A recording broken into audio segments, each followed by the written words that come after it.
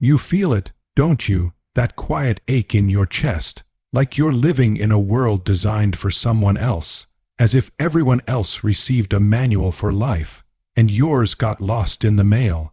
You watch people move like actors in a play.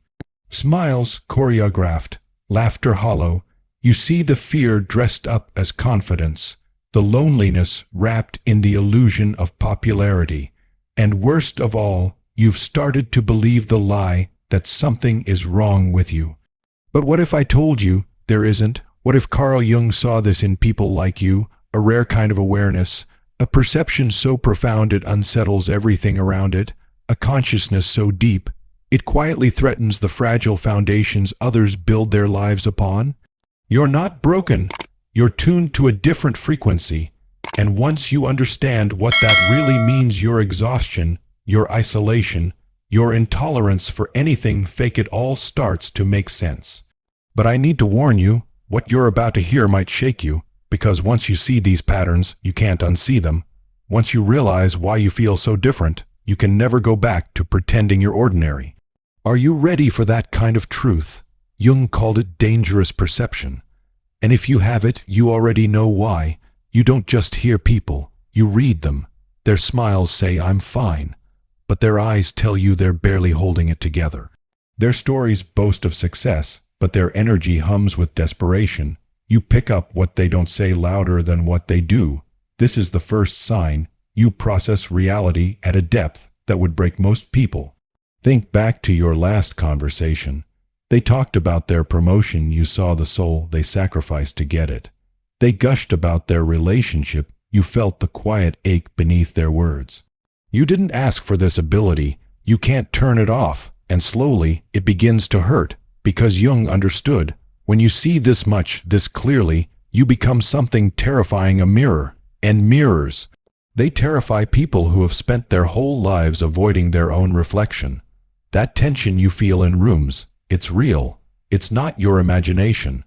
It's their unconscious recognizing something dangerous. You see their shadow. The parts they buried, the truth they deny. Your very presence asks them a question they're not ready to answer. Why are you still pretending? And instead of facing that truth, they make you the problem. You're too intense. You overthink everything. Can't you just be normal? But you can't, because normal means lying to yourself. Normal means accepting surface-level nonsense as truth. Normal means betraying the gift you carry. This dangerous perception, it's pointing to something deeper, something sacred, something that explains why shallow connections feel like spiritual starvation. And that brings us to the second sign, maybe the most painful of all. You're allergic to superficiality. Small talk, it feels like psychological suffocation. Casual friendships, they leave you lonelier than solitude ever could. You crave conversations that bypass the weather and dive straight into the soul. You long for connections where masks aren't just removed, they're shattered. Jung knew this pain. He wrote, "Rare personality types live in constant existential tension. They can't fully surrender to collective unconsciousness, but they can't escape it either." You're stuck between worlds, too awake to sleep, too human to transcend. And here's the shadow no one talks about. Your depth is what isolates you.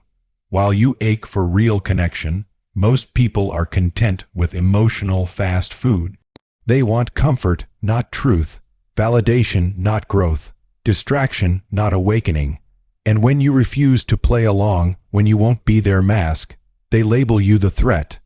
Think of the relationships you've lost, not because you did something wrong, but because you couldn't fake it anymore. You couldn't laugh at empty jokes. You couldn't engage in gossip. You couldn't pretend to care about the weather when your soul was burning with questions like, why are we here? What does it all mean? You feel it, don't you, that quiet ache? Like you were dropped into a world already in motion. Rules written before you arrived, masks distributed at birth. Everyone else seems to know how to play along. They smile in rhythm, laugh on cue, chase goals that never fill them, and you You stand there watching it all like a stranger at a masquerade. Conversations sound rehearsed. People speak, but you hear the spaces between their words. You see the desperation behind the smiles, the exhaustion behind the ambition, the hollowness behind their victories. And somewhere along the way, you began to wonder, what's wrong with me? But what if nothing is wrong with you? What if someone like Carl Jung would have looked at you and seen not a flaw, but a sign, a rare type of consciousness, one so sharp, so awake, that it threatens the very illusions others need to survive? It's not that you're broken, it's that you're tuned to a frequency few can hear, and that frequency, your sensitivity, your depth, your unwillingness to pretend, is not a weakness. It's a mirror, and mirrors, they make people uncomfortable, because those who have spent their lives avoiding their own reflection don't want to be seen. Not really. That tension you feel when you walk into a room, that sudden shift in energy, it's not in your head. It's their unconscious recognizing that you see through them. You see the pain they hide behind jokes, the fear they cover with certainty. You see the shadow they've buried, and your very presence threatens to unearth it. So they turn it back on you. You're too intense. You think too much. You're not fun. Why can't you just relax? But what they're really saying is, why can't you make me comfortable in my illusion? Why can't you help me forget myself? And the truth is, because you can't, because pretending is poison to your system, because shallow conversations make your soul ache, because you long for connection so real, it can't survive behind a mask. You're not built for small talk or surface friendships. You want to dive into the messy, the raw, the real, and most people don't. They want comfort, not clarity. They want validation, not transformation.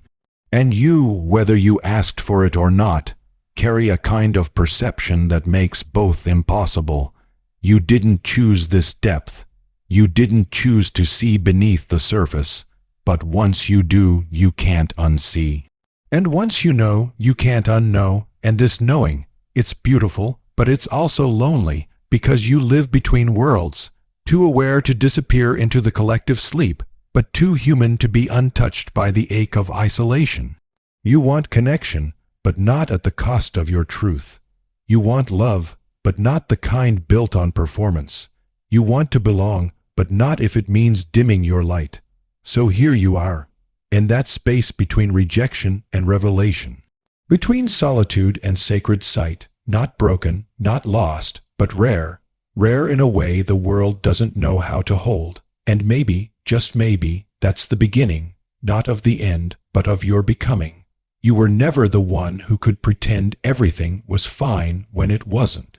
You couldn't play the game, couldn't smile on command, couldn't silence the noise inside your soul just to make others comfortable.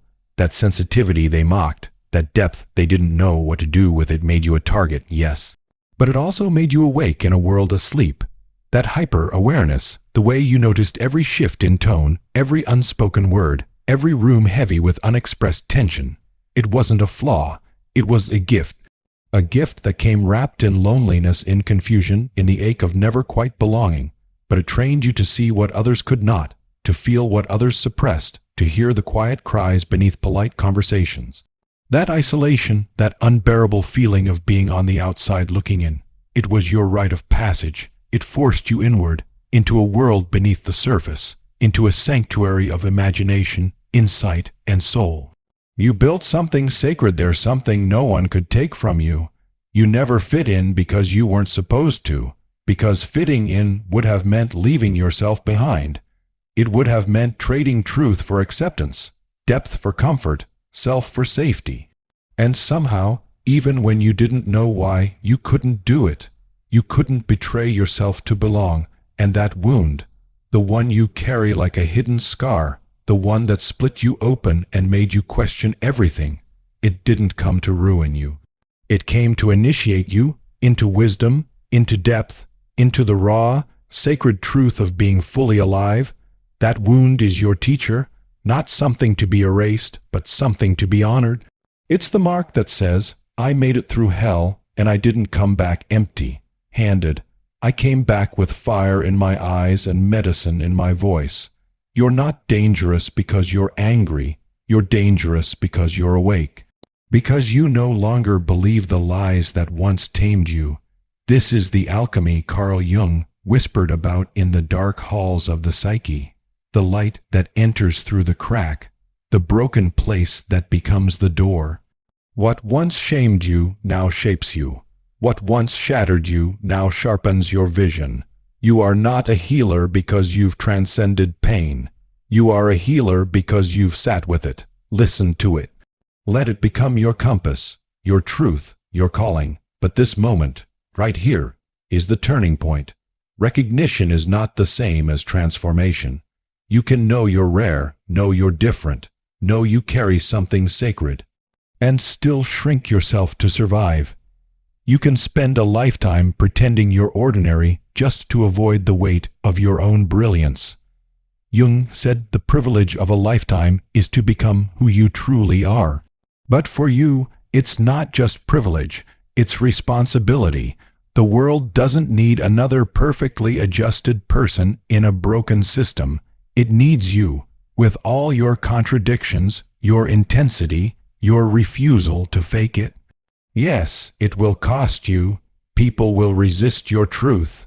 They will misunderstand you, reject you, call you difficult, dramatic, too much. You will be tempted to go back to sleep, to blend in, to numb out. But you won't, because something deeper is calling you forward, something real, and when you step into it, when you stop hiding, something else will happen. The right people will see you. The ones who have been waiting for someone like you. Someone who feels as deeply, sees as clearly, burns as brightly. The work that only you can do will rise to meet you. Your real life, the one hidden beneath all the pretending, will finally begin. Your sensitivity isn't weakness. It's a finely tuned instrument for truth. Your depth isn't a liability. It's your genius. Your refusal to conform isn't a rebellion. It's a contribution, a lifeline, a signal to others who thought they were alone. You are not broken. You are wired differently, for insight, for meaning, for soul.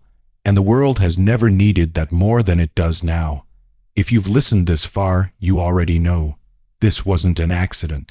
This found you because you were ready to stop apologizing for who you are, ready to stop waiting for permission, ready to live unmasked, unmuted, unafraid, not perfect, but present, not flawless, but real. This is your invitation to remember, you were never meant to fit in. You were meant to stand up, stand out, and stand true. So let it be known. Say it aloud or write it below. I am rare. Say it not with pride, but with peace. Not to separate yourself, but to finally unite with those who have also walked through fire and come out carrying light. You are not too much. You are exactly what this world has been waiting for. And when you stop hiding, you don't just free yourself. You become a lighthouse for others still lost in the fog. Welcome home. Welcome to your real life. We see you. We need you. We've been waiting.